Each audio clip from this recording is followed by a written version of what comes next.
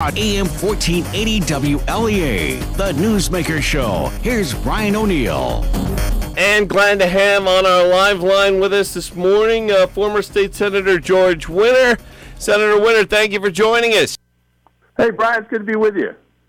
Well, so much in the news coming out of New York State, especially. Congresswoman Alexandria Ocasio-Cortez and her influence on Governor Andrew Cuomo and the Democrats in New York State. Wanted to ask you about that. Do you think the governor and others are moving farther to the left because of AOC? Well, I don't know it's because of AOC. I think it's because of AOC's base. And the progressives are the noisiest people in town these days in the Democratic Party. And therefore, that base has to pay attention to them. Otherwise, they're going to have primary challenges. That's pretty much as simple as that. So certainly they're trying to appease and keep that base on their side. But whether AOC she's sort of the face of it. But I think that her election was kind of a fluke because Congressman Crowley really didn't do anything in that election. Thought it was took it totally for granted, and it was basically another example of all politics is local. Yeah, that is a good point, and Dr. Robert Heinemann from Alfred University talks about that a lot, the Crowley race. The big news over the weekend in state news, Assemblyman Paul Massano, Assemblywoman Marjorie Burns, Assemblyman Joe Giglio, the list goes on and on, came out condemning the governor wanting to close the prison over in Saunier. Did you have any thoughts on that? Well, it's certainly an unfortunate news for the Livingston County area, and the number of jobs that are involved is always very painful to lose. I just think both sides need to really have a firmer understanding of the policy here. If in fact we're way over-vetted, that I think that the department needs to move forward with closures.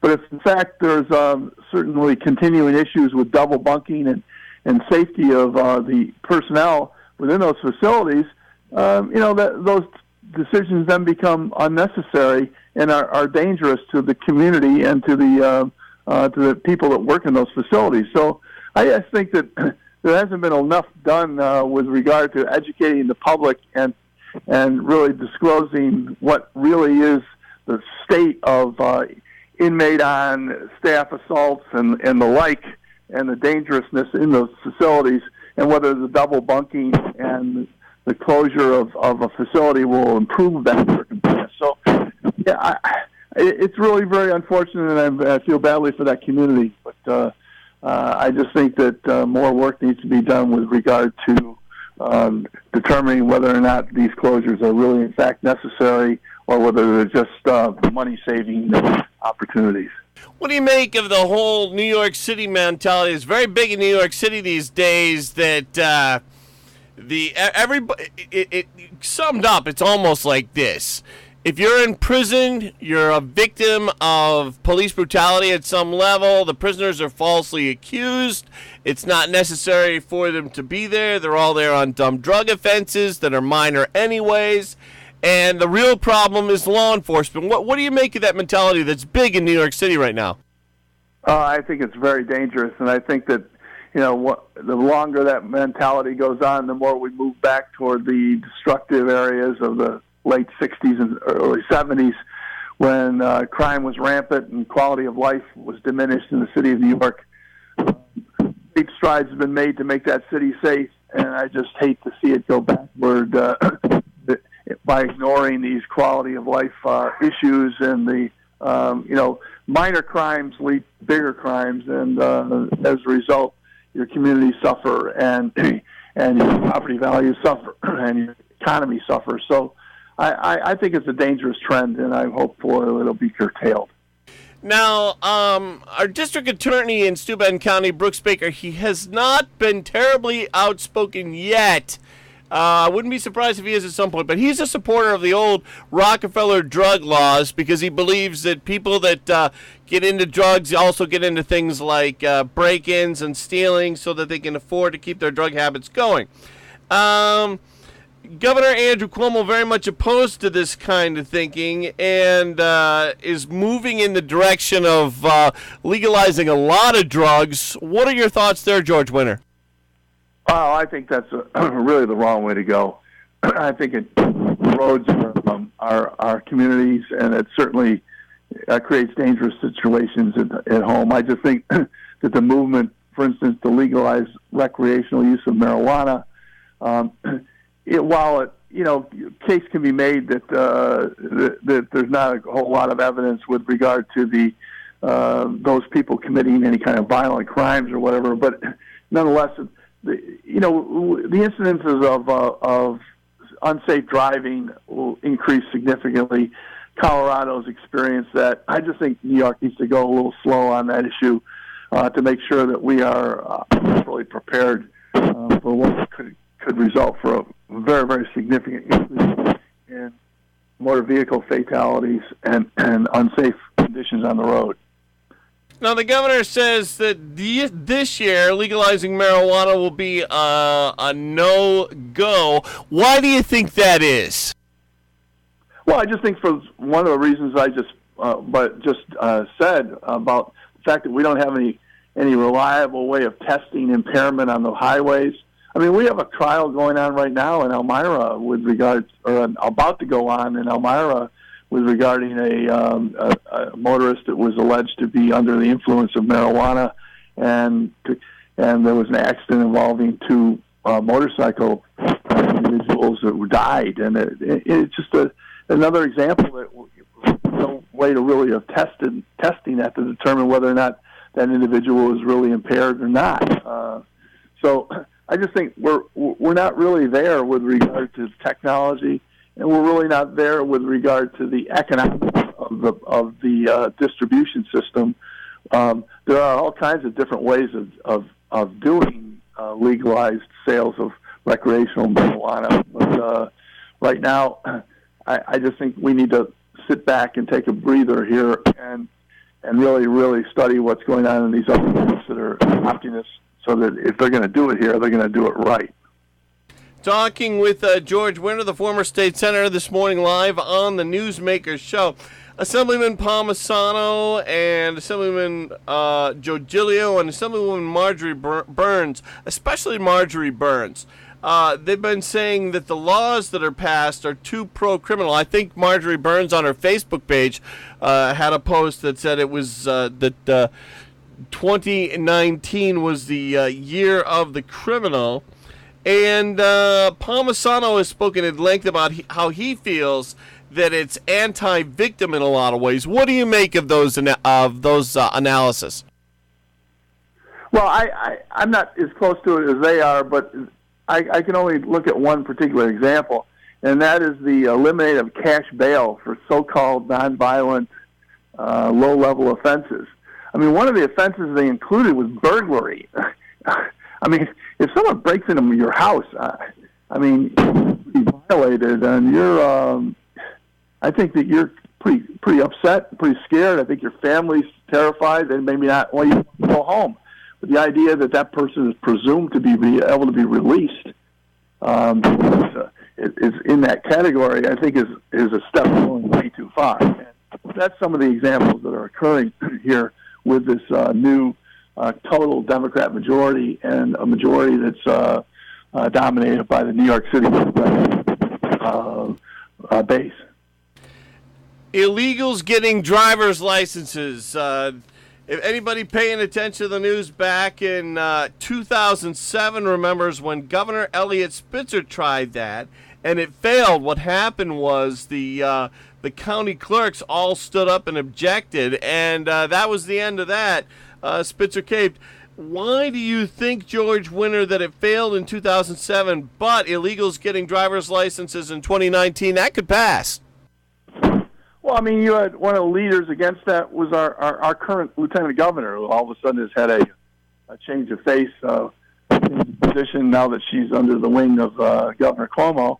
I think the public, particularly upstate, just doesn't believe that you should be rewarding individuals who have broken the law by coming into this country illegally.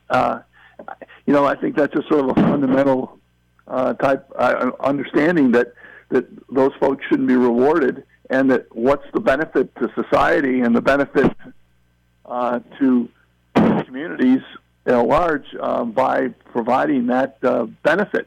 Also, I mean, the access of driver's licenses provides entree to many other types of benefits that people would otherwise not be able to enjoy because they're here illegally. I think we should encourage as much legal immigration as possible, but I just send another message that there's no penalty for not entering this country legally. I think is the wrong message, and I think that's the message that resonates in our upstate areas. Talking to State Senator George Winter. George, what do you make of the governor's energy policy? He wants a lot of alternative energy by 2025. Doesn't seem to be a big fan of coal or nuclear. This whole energy policy with regard to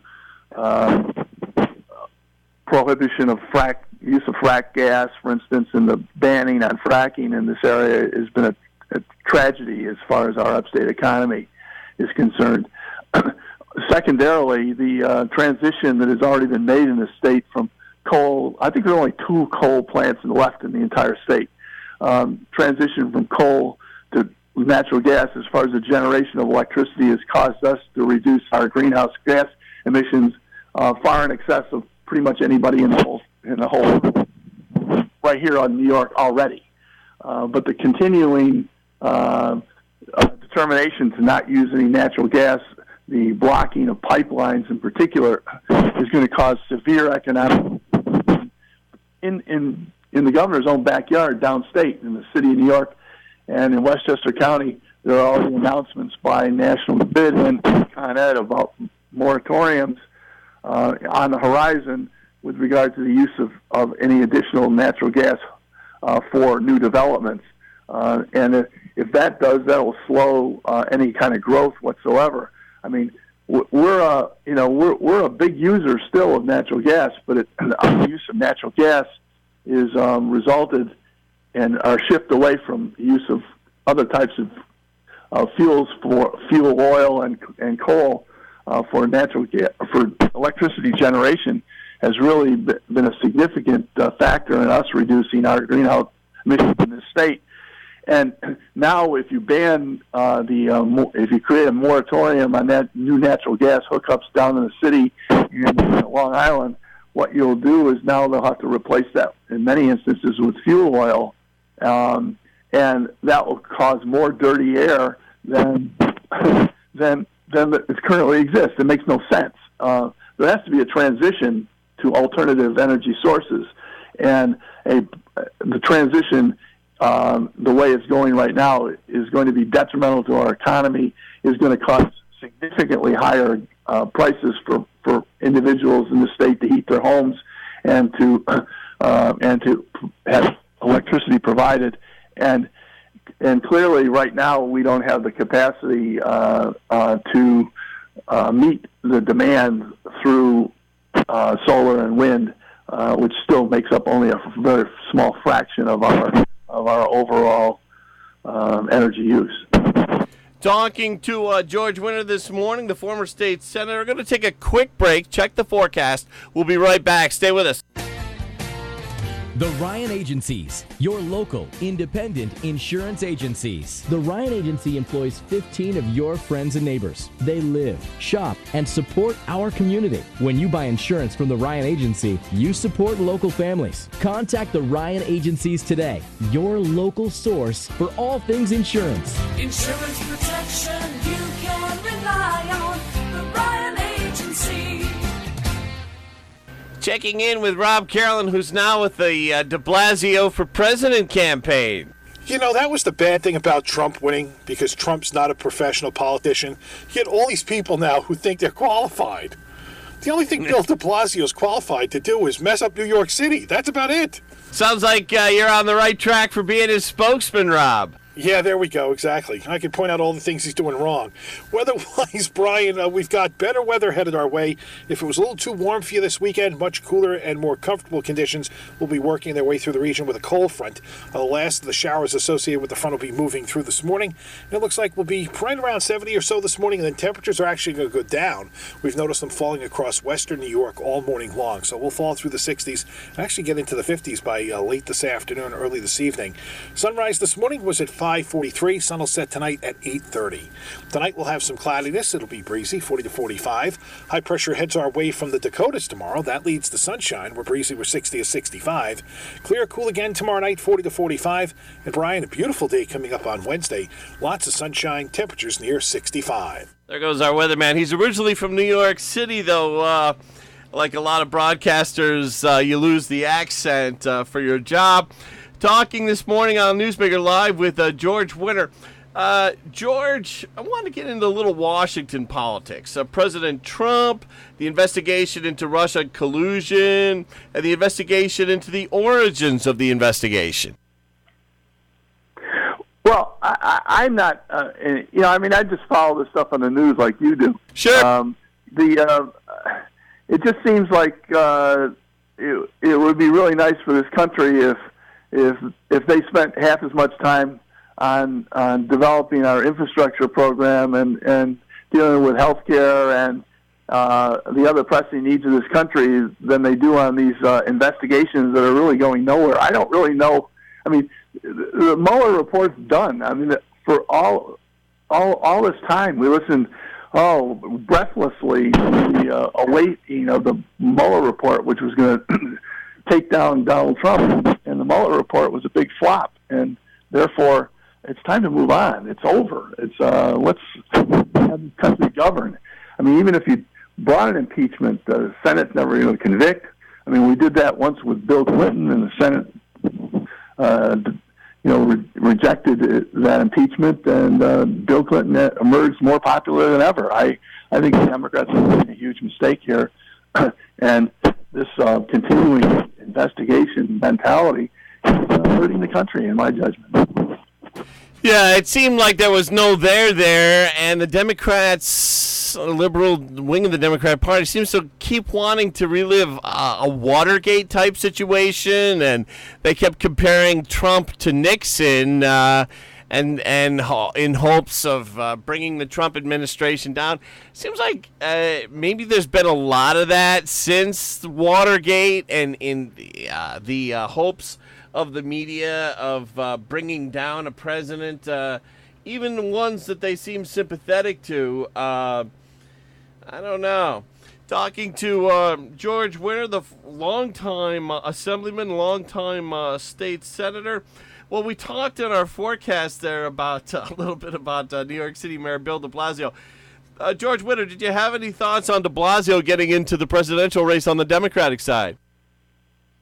I mean, apparently most people who know him think that this is a joke. I mean, that he's one of the worst mayors in the history of the world, and so therefore, what's he bringing to the table? We don't understand. I don't understand, and I don't understand why voters would embrace him with the empirical evidence that you have there about the mismanagement of the city of New York. You've got here you got a guy who is complaining about the condition of Trump Tower and the emissions there, who has lead paint peeling off the walls, plumbing not working, elevators not working, and the New York City Housing Authority in shambles. And it just makes no sense to me. And you have homelessness on the rise in New York City to an alarming level, starting to threaten the quality of life of many New Yorkers, reversing a long time pattern of safety in that city. And I just don't think he has anything to offer, and certainly from the reaction that he's gotten so far, it certainly appears that most voters feel the same way. The leading candidate right now, and the candidates out there, other candidates out there besides Bill de Blasio, the leading candidate would be Joe Biden, the former Delaware senator and former vice president. Mayor Pete seems to get a lot of big time media coverage. Senator Kirsten Gillibrand has been having a hard time because of her opposition to Al Franken. That's come back to haunt her. What do you make of those three candidates, Biden, Mayor Pete, and Kirsten Gillibrand? Well, first of all, I think Biden is probably, at least in my judgment, as a more moderate type of politician, and one who I think has broad-based support with labor and with traditional Democratic base. I think he'll be a formidable opponent. I think the fact that he's reasonably old, and that's I think a factor, and that the media wants to pound on him, and the other people want to pound on him on past record. But his past record was reflective at the time of a rather broad-based public opinion. So I just think that's not necessarily going to work. I think he's going to be a very formidable opponent and a very strong candidate. As for our junior senator, I really am not a fan in any way, shape, or form. She is a complete phony in my judgment. Her flip-flopping and changes of position. I mean, I just don't think she stands for anything other than herself, and I am really, really not a fan of Kirsten Gillibrand. And as far as Mayor Pete, he's right now he's a media creation and big flash in the pan. Seems like a pretty charming guy, a lot of fun to listen to, and real smart. Great record, Afghanistan, Rhodes Scholar, but young and really a mayor of not a huge city. I think he's going to have a tough time gaining traction. But look at you. The media is really, when you were talking before. I mean, you got to feed that beast 24/7 these days in the news cycle, and it's just you just can't let it go. I heard one example yesterday. I'm driving to Elmira from being out of town, and that the CNN was saying that they were saying, well, that maybe it was their fault that Trump got elected, and because of all the coverage they gave over over Trump's rallies and all the back during the primaries, and that. But they kind of candidly admitted, says, well, if we didn't do it, then Fox was going to cover it, and if we didn't cover it, then everybody listened to Fox, they wouldn't listen to us, and after all, we're in business, so we got to sell advertising and stay in business. So there it is. It's just the media, I think, is created as much of anything as Donald Trump, and now a lot of them are ruling the day. Great analysis from former State Senator George Winter. Out of time. George, I want to thank you so much for joining us. Hey, Brian, it's good to be with you, and good to say I want to say hi to all my old friends in Hornell and the area. I miss you guys, but at the same time, you got a great representative in Senator O'Mara. Thank you so much for joining us.